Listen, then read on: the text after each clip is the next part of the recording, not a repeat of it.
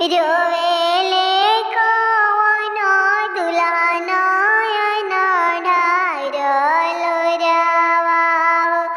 कैसे में जाइब पापा बरियात रोवेले कवनो दुल्हा पापा के आंगनवा हो।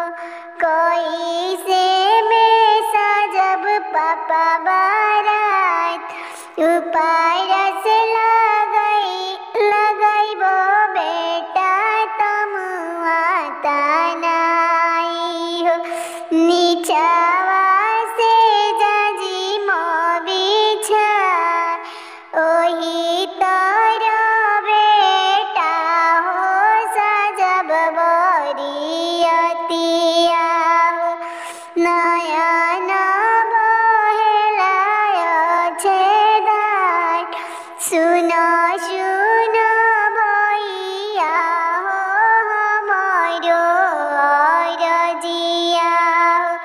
काहे रोवेला नैन ढार काहे रोवेला नैन ढार चुप रह कवनो दुल्हा सोच जनि विचार हम सजब तोरे बारात चुप